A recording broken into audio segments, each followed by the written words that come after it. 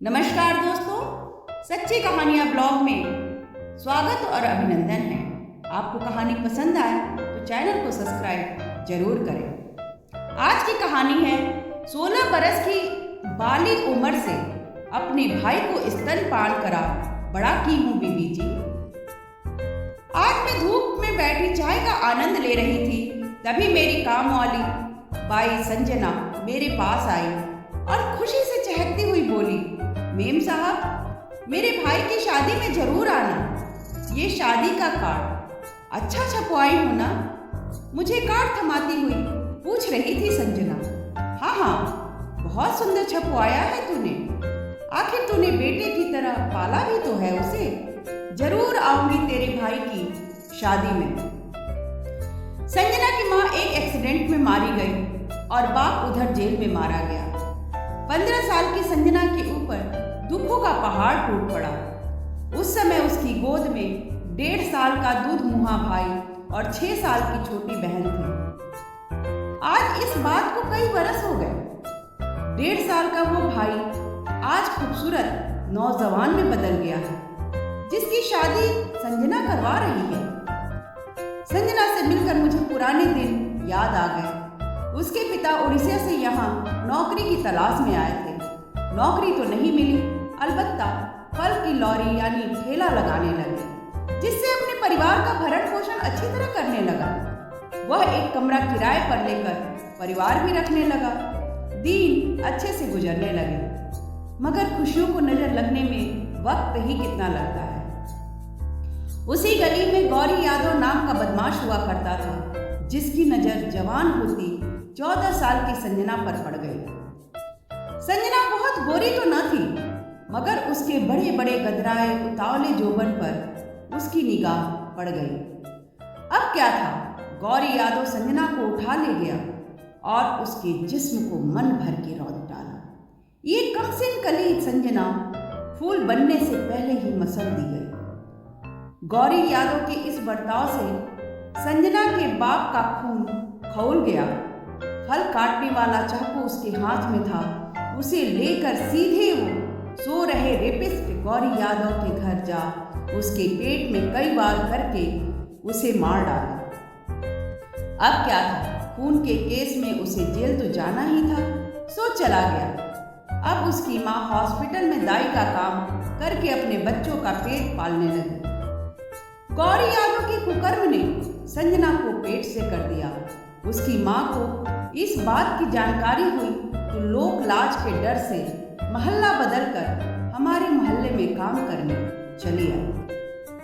कुछ समय बाद सरकारी अस्पताल में संजना ने बच्चे को जन्म दिया। बच्चे के जन्म के 3 दिन बाद ही बच्चे की मौत हो गई। संजना उदास रहने लगी। संजना की माँ इस तनाव को झेल ना पाई और एक दिन गाड़ी के नीचे आ गई। सब एक साथ हुआ। किशोर में संजना को एक जानने वाले ने एक चैरिटेबल स्कूल में दाई का काम दिलवा दिया। सुबह नियमित समय पर आना, अपना काम में मन लगाकर करना, सबसे मीठा बोलना संजना के ऐसे गुण थे कि वह सबकी चहेती बन बैठी और उसे सम्मान भी मिलने लगा। आज इस बात को तकरीबन 26 साल हो गए। अब संजना एक अधेड़ औरत की तरह दिखने लगी है। उसे देखते हुए मैंने पूछ ही लिया, क्यों संजना, इन सब झमेलों के बीच तुमने तो अपनी शादी ही भुला दी। भूली कहाँ मेम साहब, शादी के बाद भी तो बच्चे ही होने थे ना। सो 2 बच्चे ऑलरेडी मेरी गोद में थे। मैंने जन्म नहीं दिया तो क्या, अपना दूध पिलाकर पाला है। दूसरा ये कि गौरी यादव ने जो मेरे साथ किया उसे भुला नहीं पाई और बाद में इन 2 बच्चों की पढ़ाई लिखाई, कपड़े लत्ते जुटाने में लग गई। होश ही नहीं रहा कि मैं शादीशुदा नहीं हूँ और ये बच्चे मेरे न होके मेरे भाई बहन हैं। जब मैंने अपने 1.5 साल के भाई को जिंदा रखने के लिए अपना स्तनपान कराई, संजना का ये जवाब मुझे अंदर तक हिला दिया। तुमने अपना स्तनपान कराया, यानी तूने अपना दूध अपने भाई को पिलाया है? मेरे मुंह से अचानक ही निकल गया। हाँ मेम साहब, मैं उस गौरी बदमाश के चलते बदनाम तो हो गई थी। कौन शादी करता मुझसे? बच्चा पैदा करने के चलते मेरा दूध तो होता ही था। जब एक बार अपने रोते भाई को चुप नहीं करवा पा रही थी, तभी कुछ सोचते हुए अपना स्तन इसके मुंह में डाल दूध पिलाने लगी तो वह चुप हो गया और मुझे भी अपार मातृत्व सुख भी मिला। उस छोटे से बच्चे का स्तनपान करना मुझे अंदर तक सुख दे गया। फिर तो मैंने 2-3 साल तक उसे अपना दूध पिलाया। यह सुनकर मैं चुप और स्तब्ध हो गई। क्या सोचने लगी मेम साहब? यही कि तुम्हारी जितनी भी तारीफ करूं कम है, मेरे मुंह से निकल गई। संजना के दोनों भाई बहन का स्कूल में दाखिला मैंने ही करवाया था। वहीं वे दोनों 12वीं जमात तक पढ़ाई किए और फर्स्ट डिवीजन से पास भी हो चुके थे। बहन जहां नर्स की ट्रेनिंग लेकर सरकारी अस्पताल में नर्स थी, वहीं भाई ने बीकॉम किया और बैंक में क्लर्क बन गया। उसी का शादी का कार्ड लेकर संजना मेरे पास आई थी। संजना, तुमने इतना कुछ कैसे कर लिया? मैंने एक दिन उससे पूछ लिया था। यह सोचने का समय कहाँ था मेम साहब। बाप जेल में मर गया, माँ गाड़ी के नीचे आ गई, रिश्तेदारों में से भी कोई झांकने तक नहीं आया। इसीलिए जैसे तैसे करके जो काम मिला वो करती गई। स्कूल का काम करते हुए 1-2 दुकानों का काम भी पकड़ लिया। जैसे तैसे करके पैसा कमाकर भाई बहन और खुद का पेट भरने लगी।